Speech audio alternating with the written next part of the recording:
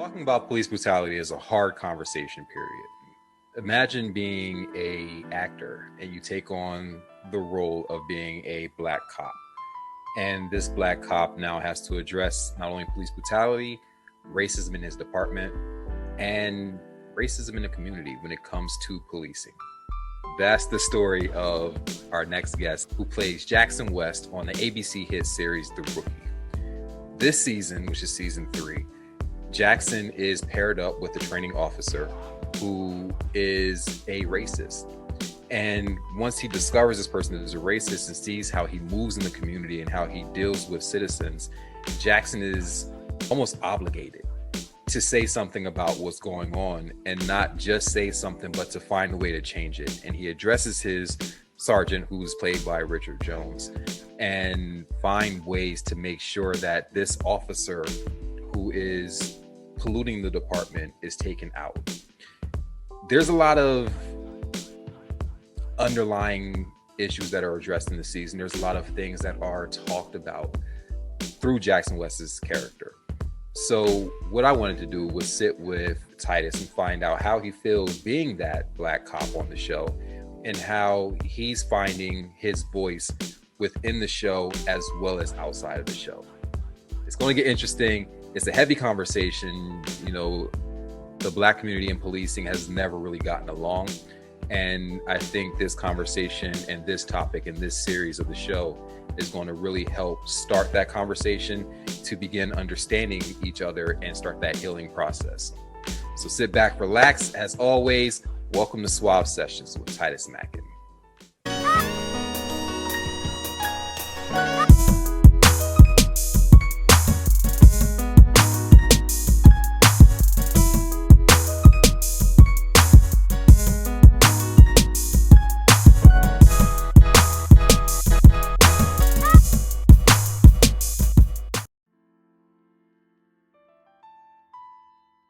Just to go into the questions, when you saw the role, you saw you were going to be a cop in the role, kind of before all of the exposure of police brutality came out. What was your thought process going into this series, and how did you feel knowing that you would be the black cop on the show? It's a tongue twister for some reason. I don't know what. Yeah, so from the jump, I mean, it was already one of those roles that I was a little nervous about. My girlfriend at the time, I remember getting the audition and looking at her and being like, I don't know. And she was like, what do you mean? I was like, I don't know, because I felt like it was going to mean poster child for police. You know what I mean? It's like, okay, all my interviews are gonna be about police. It's like people already can't separate acting and real life. They're like, oh, you police. Like, do I want to always be associated with police for the rest of my life? Is where my book was. And obviously my upbringing, not the best association. You know what I mean? So that was definitely a fear of mine from the jump, pre everything that's been going on. That's always been going on, but that's kind of been surfacing again publicly. And then what happened was, upon getting the role, meeting all the different police officers, going through training and everything like that, it actually has created a spot in my spirit that I'm like, okay. While this is a very, very tragically difficult job that brings in people that are not right for it, there are the people who do want to do right within it. And that's what I started leaning towards. And those are the people, thankfully, that I've been able to meet that have been, essentially showing me that I don't have what it takes to ever be a cop in real life. but also that there is that silver lining of like, hey, we are out there, the people that genuinely decided to be a cop to help the people. Yeah. Be people. And like you said, with upbringing, what was the initial response of, like, friends and family That breath that you took is exactly how I feel. It's like that, like, how do I say this? And exactly what it is. It's like, how do I feel? And it's in police in the African American community has always been that breath, whatever that is, that unspoken, like, ooh, there's tension there. I don't know what to do about that. I don't know what people are gonna say. I don't know. I will say that my upbringing was a little different because I was a military kid. So I was kind of already in that kind of, you know, pulled up tight kind of upbringing where there was structure and rules and all these things that, I mean, personally have shaped me into who I am now, which I don't have a problem with. But, you know, it really was a matter of what are we going to be talking about in the show? And seeing the storylines and being like, okay, if I am doing this, if they would even have me on the show, I just need to always be cognizant of what agenda is being pushed, because Hollywood does this thing where they'll glamorize police officers and make it real, like, pretty and like, guess what? We're out there saving lives. While that is true, they sometimes, not even sometimes, 80% of the time won't shine a light on the dark, kind of what's the word? Polluted, poisonous side of policing. That's a nice way to put it. Dark, polluted, poisonous side. That's a good way of putting that. Yeah. And then you go through the first season where a lot of the focus isn't necessarily on any kind of brutality. It's more on this is how police officers go through training to become an officer. So we see that aspect. And then you fast forward into this season and it's just like, boom, we're gonna punch you in the face. And it's just instantly, it hits you. So going into the new season, what was the conversation behind the scenes that said, this is what we're going to do and this is why we're going to do it? Yeah. So just addressing the first two seasons really quick. From the beginning, I had always wondered, like, I remember having these side conversations, not with any higher ups, but just amongst my friends and family. I was like, dang, I wonder what they're going to do about, like, I've always been interested to see what it looks like. If my character's from LA and I'm a young cop in LA, what does it look like for me to pull up on a fellow friend of mine, another Black brother? Like, what does that standoff look like? What do the conversations look like for a Black cop? I've always wondered that from the beginning of the show. It was something that we never addressed. But I think in light, I guess I hate to say this, but I guess the silver lining to everything that's been publicized now in the news is that it's forced people to have conversations, right? It's forced people to kind of prove and show where they stand. You know what I mean? So it's like, as a police show, if we are coming back and not getting canceled, because a lot of them got pulled, you know what I mean? It's not a popular thing right now, obviously. So if we are going to be here, what can we do to let the world know that we hear this, we see this, we want that change as well, and we want to be a cop show that is pointing towards where policing should go and where it hopefully will be. So the conversations behind the camera, if you will, of it all were, hey Titus, hey Makia, hey Richard, how do you guys feel about everything that's going on right now?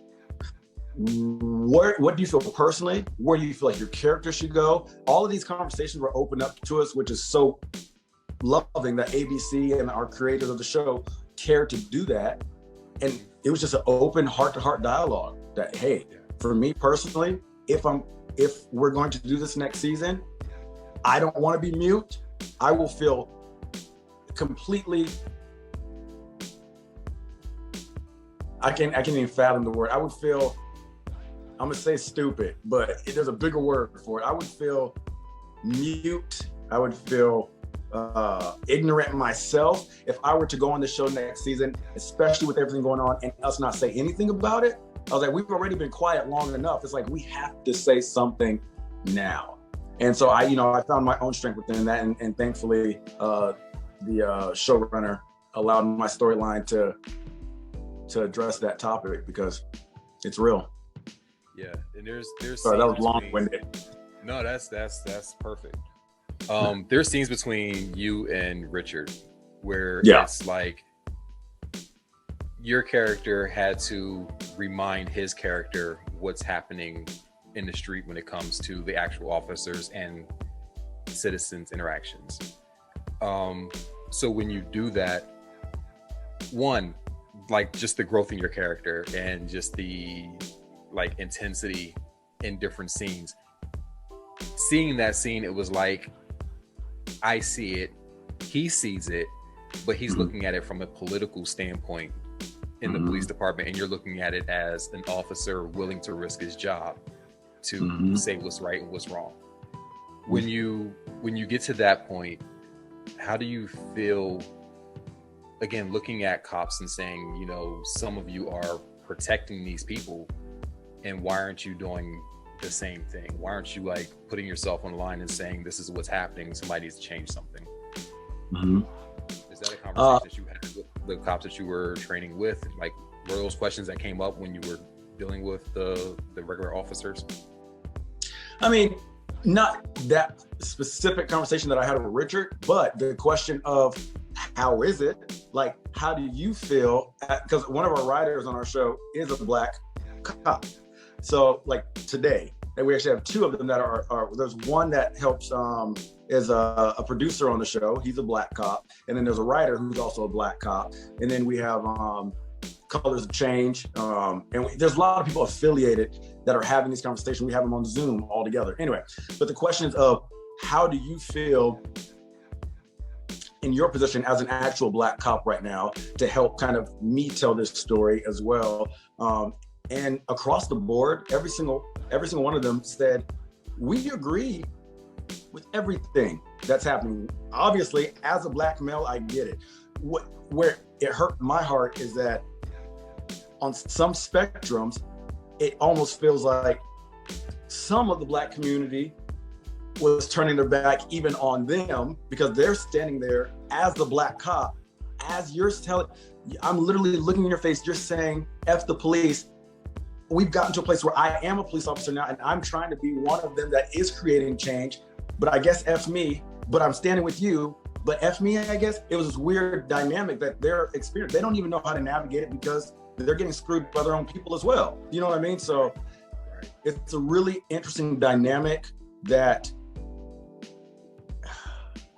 it's such a hard thing to find because everybody understands where the anger comes from. Obviously, everybody understands.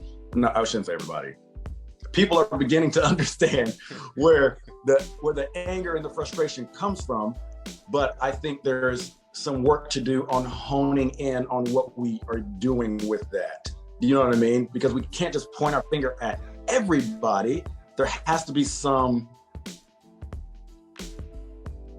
direction that we head that's a little bit more beneficial than just saying F everybody. You know what I mean? Yeah.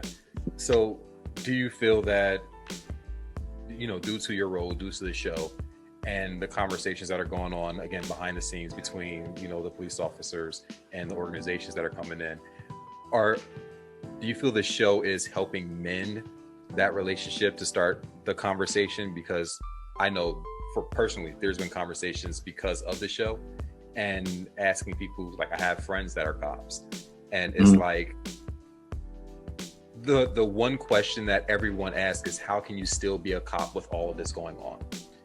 And bottom line, it's like, it's their job. But in the same breath, it's like, if you don't have any Black cops, then it's like, now you don't have representation within the department and you're saying the whole department is racist. But on the flip side, it's like, you have half of the community saying Black people shouldn't be cops because you're contributing to this problem. It's like you said, it's a double-edged sword when it comes down to it. So, I mean, with that, I personally think that I think people have to step back and unfortunately accept the reality that we're in. So because of the systemic issues that we've had put into place in the past, we are at a point now where we have guns, we have all these things that are legal or illegal that people have that are tangible for people. So if we could rewind time and extract some things, then I don't think we would need the police. No, but because of where we are now, just the harsh reality, I can't rely on my neighbor to come to my defense if somebody's breaking in my house. Granted, the police ain't always on time, but at least there's an option of somebody to call. And it's just like,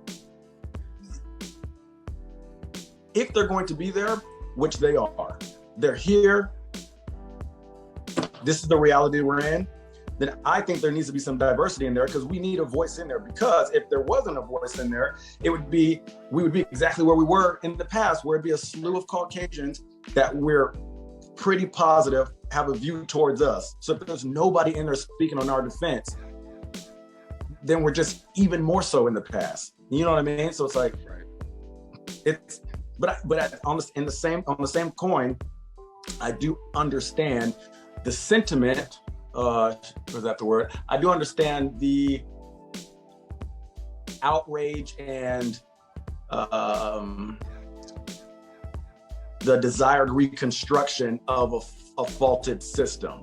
I do get that, but we just have to accept this is the reality that we have now. So how do we start navigating within this representation? Like, let's get more people in there that can do us right. If we're gonna have it, let's have some people in there that are better. Yeah. And I think one of the great things that the show does is it not only addresses the dysfunction within the department, but it goes to show the interactions outside of the department when it comes to the community.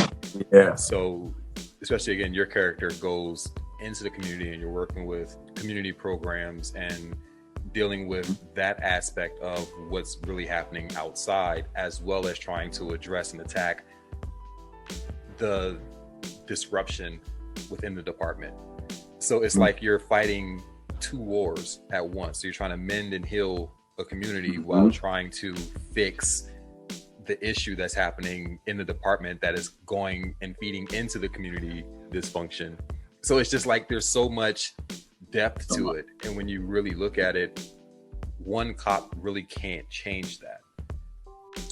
It's like one cop can be the initiation of change, but it's going to take a whole body of cops standing together, which we do get to see as the season progresses. We get to see all these voices, Jackson's voice, Makia's voice, who plays Harper, because there's a whole nother issue when it comes to the representation of women. You know what I mean? So we're attacking that in the show as well. So all these voices coming together, I feel like is our goal with the show, and what the writers have been doing a great job of is linking all these things to kind of point to, hey, we can still be a kind of fraternal, like that frat life, fun-loving organization, but with a better moral base of like, hey, let's call each other out. And that's what I'm happy the show is showing, is that we never really get to see cop shows where they are addressing each other. It's more like they show up to a case, they solve the case, they arrest people, they figure this out, they go on these calls. But with our show, we're getting to see, okay, after the call, your boy Jackson has an issue. Who's he going to? He's going to the sergeant to talk to it. The sergeant's trying to help. Okay, cool. Who next? And like, kind of like the meat of the issue. So I'm happy that our show is addressing that. Yeah. And your characters, I mean, another great aspect of it is that it humanizes the police officer. So most times you look at cops and it's like you're just a cop. And you never think about what that cop's life is outside of the uniform. And the fact that you guys are addressing that, and it's like, these are still people. They still have personal issues that have nothing to do with the job. And like, you have to address that aspect as well.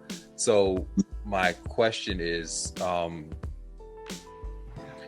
there times in the job when you are in street clothes and you become the target of police brutality or police racism? Does that happen I don't know if you can like give away anything in the show like that, but are there times where you find yourself facing that same prejudgment just as a Black person on the show before being in uniform and they don't know who you are?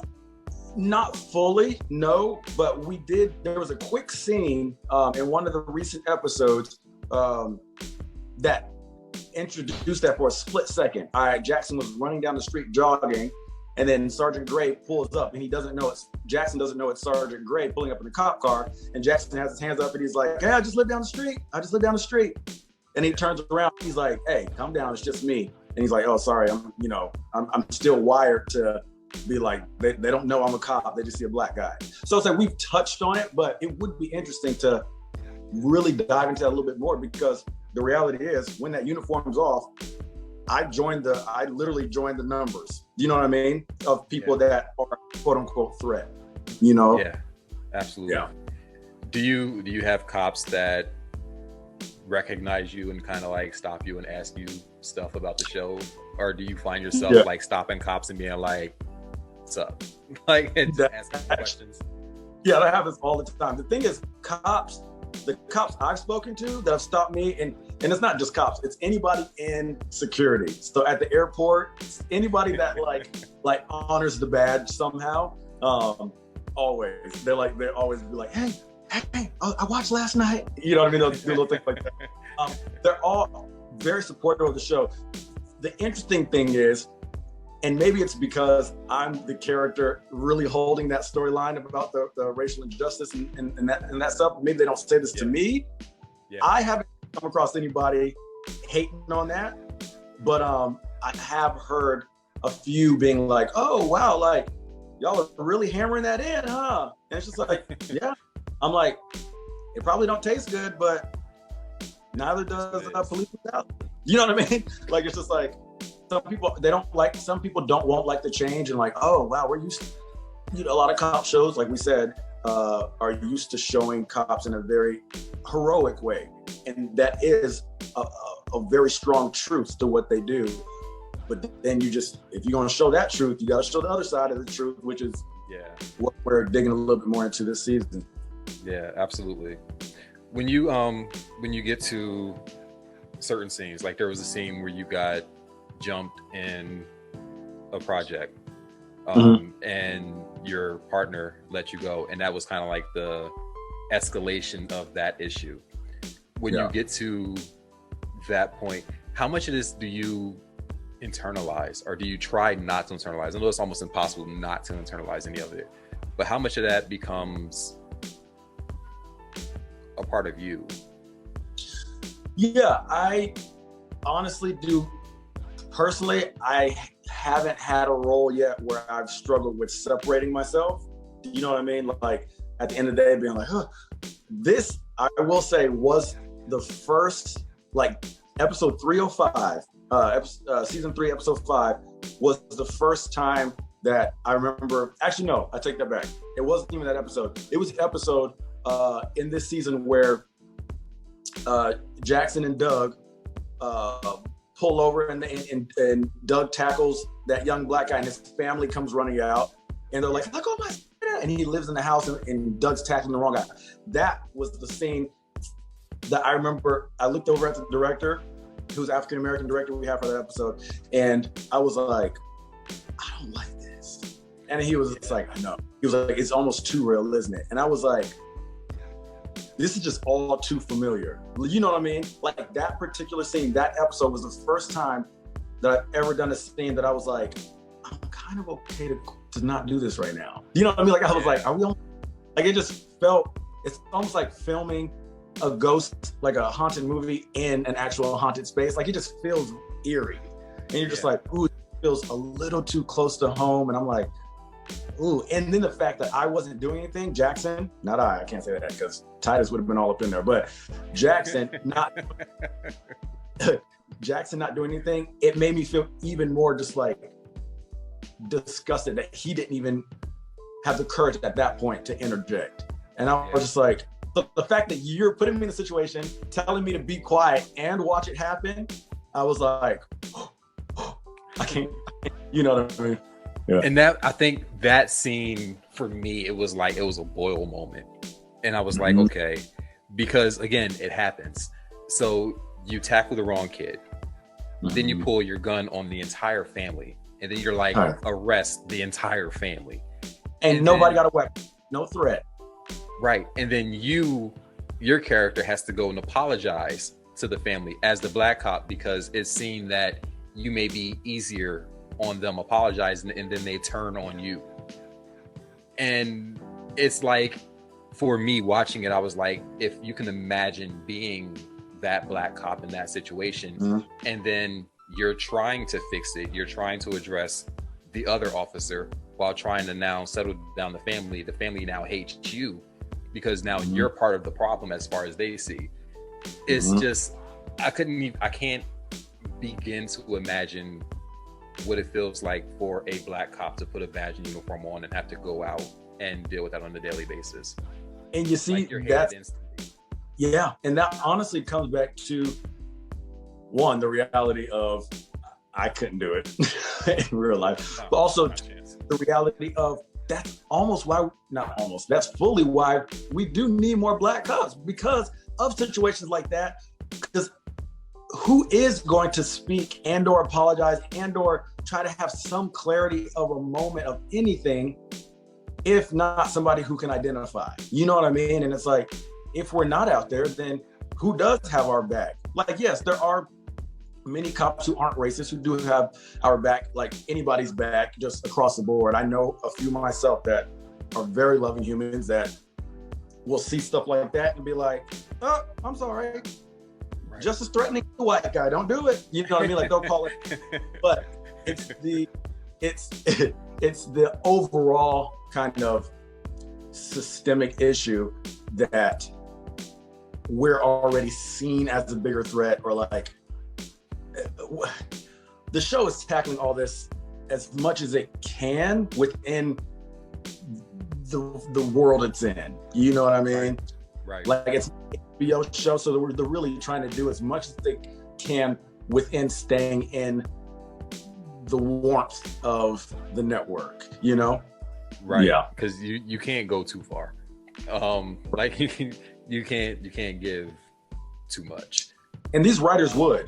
These writers want to go as far as that truth is, but it's like they also, and it's not that ABC is holding back. ABC is giving us the free reins to be like, tell the truth, answer hard questions and interviews, talk about it. They've literally sent us emails, had conversations like, we want everyone to know where we stand, and we don't stand for any police brutality or racial injustice. So therefore, fully here for it. Anyway, go ahead. Sorry. No, that's actually, that's really dope, because a lot of networks aren't approaching this that way. Right. When you look at situations like, you know, the George Floyds and the Eric Gardners, and it actually becomes like a death from a police assault. Do you guys address that at any point in this season, or does that not end up on the show? No, not specifically Floyd. I don't think, and it's, I feel like it's only because we're not in,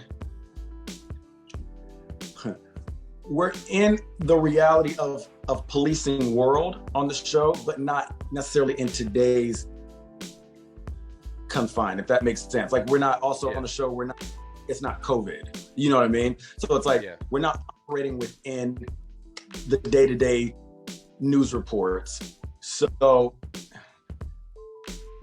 it's not that that's something they wouldn't address. It's also that would kind of lean more towards a biopic type show, where it's like, now we're addressing real life characters, you know what I mean?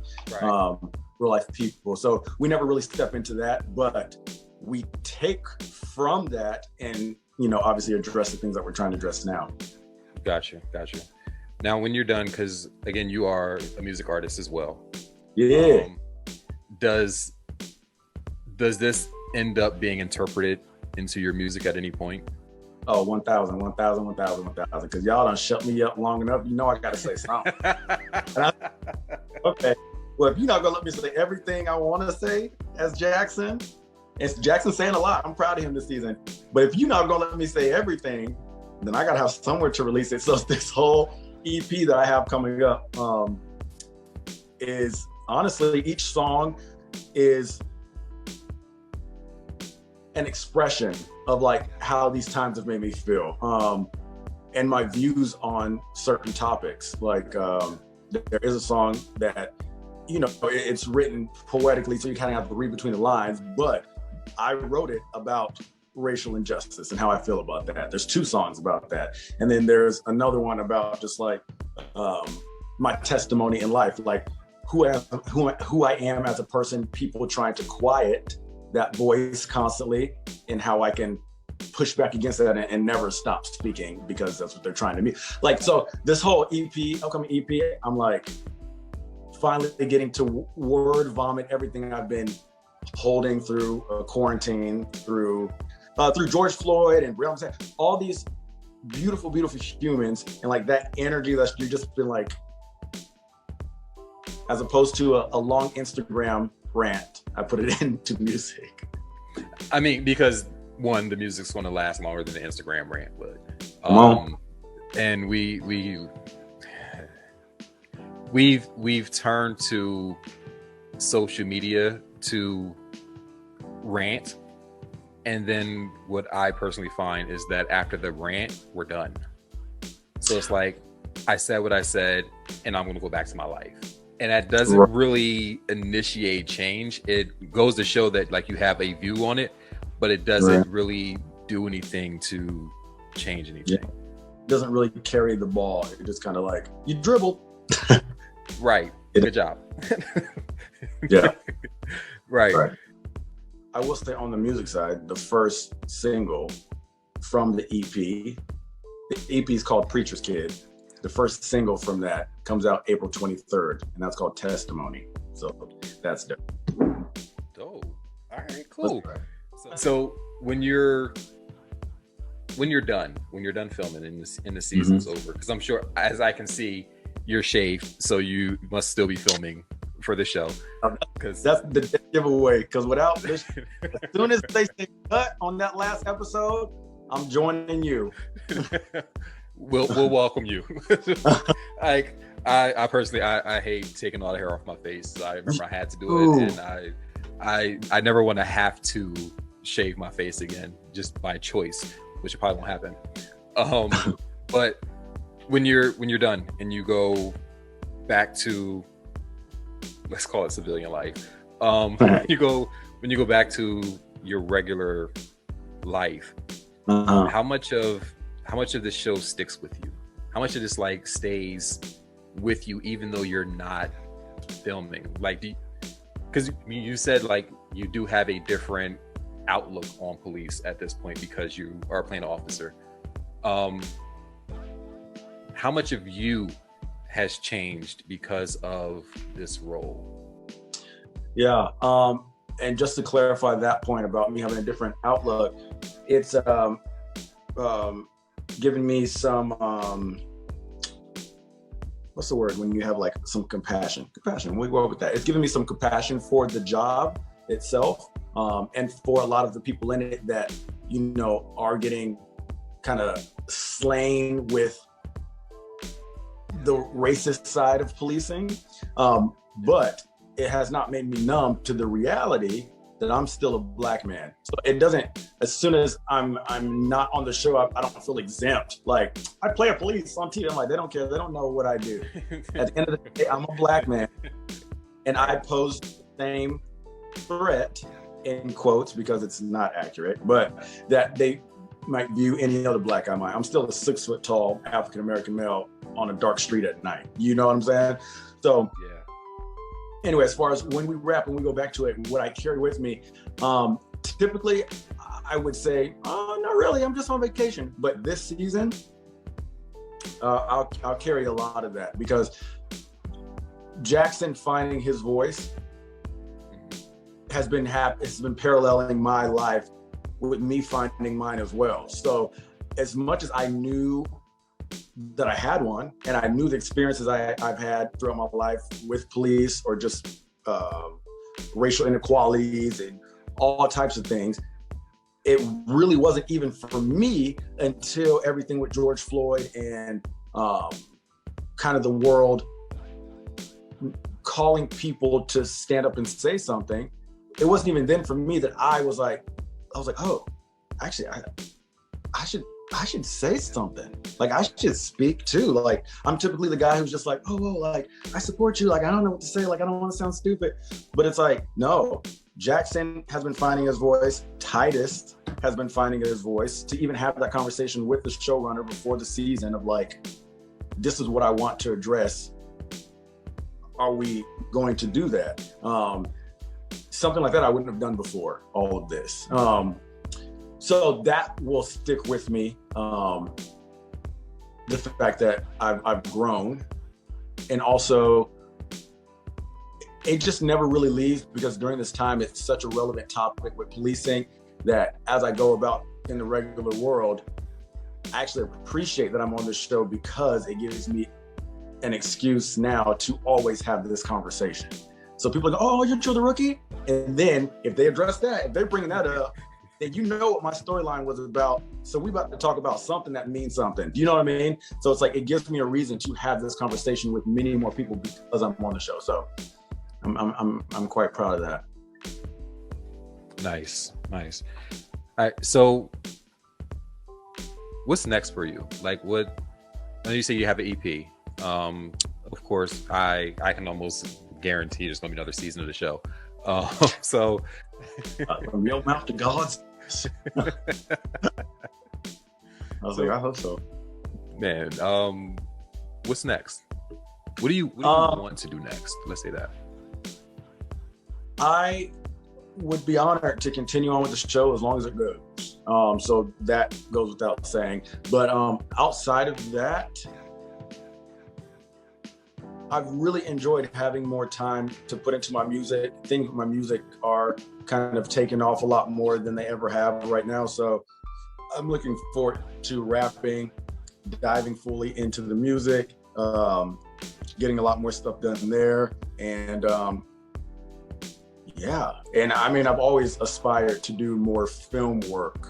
And obviously with the show, you know, it's like a win-win. I'm never gonna complain to be working, but you know, it takes up 9 months of every year. So it would be nice to do some really good script, movie script.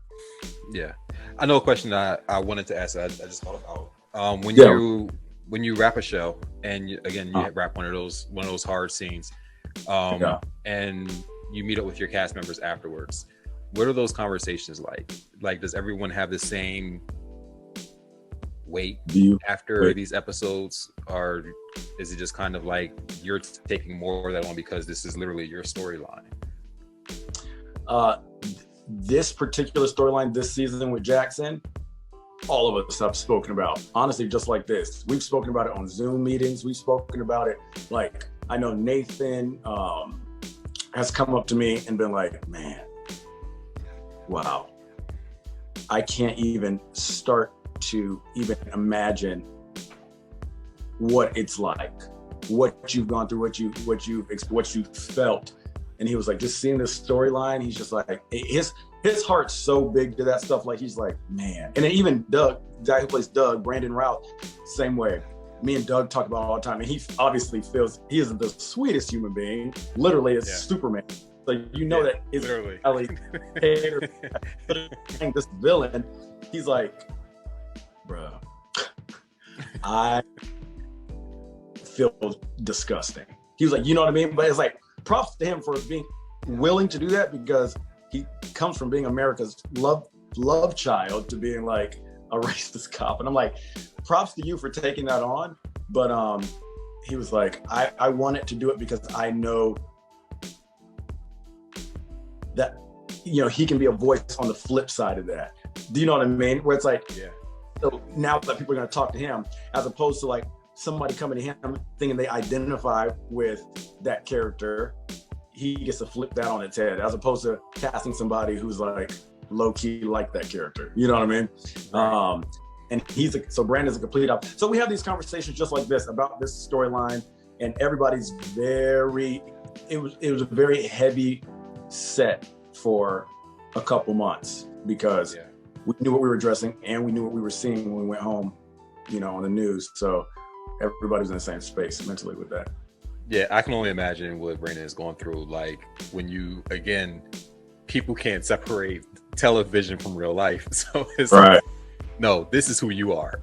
And it's like you have to fight that. And I know that has to be hell for him at times. But again, I've never had a chance to ask him. Just addressing it. Yeah, he really is. And it's so crazy because he's beyond completely opposite. Like if there was something more than complete opposite, he'd be that. Like, yeah, props to him. Yeah. After, because you don't see the show before it airs. No, I'll be watching it with y'all. Yeah, I have no idea how it's gonna turn out until y'all see it. Yeah. So after the show airs, and you have these intense scenes, do you have like your, again, friends and family hitting you up and being like, dude, what the hell? Yes. Yeah.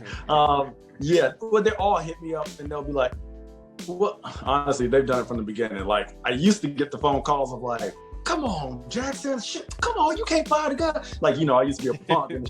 Right. And then now up and they're like, yo, I hate Doug. What the? Oh. And then this is what I've been getting a lot lately. Oh my God, like people have stopped me, mask on.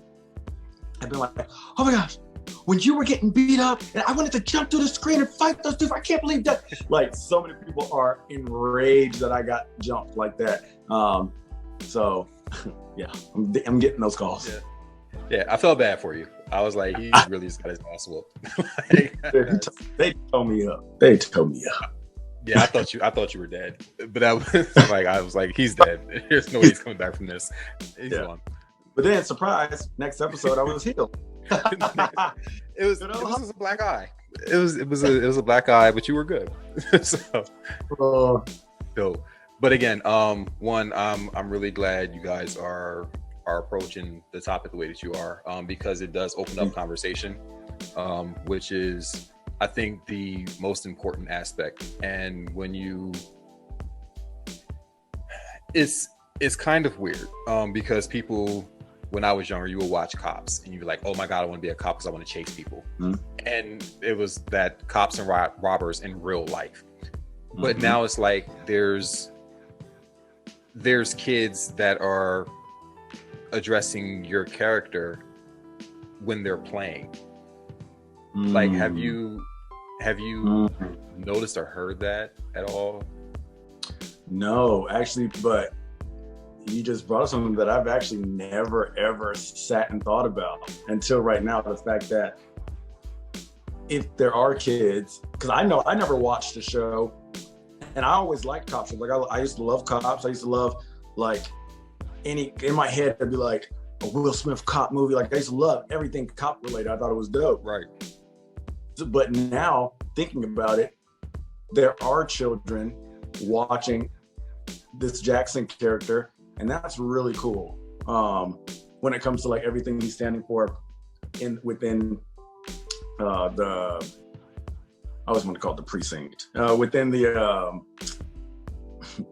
department, division, whatever, you know what I'm saying, within his policing community. And that's just actually really, really, really cool, because I don't think I've ever watched any cop thing that it was about the topics that we're talking about.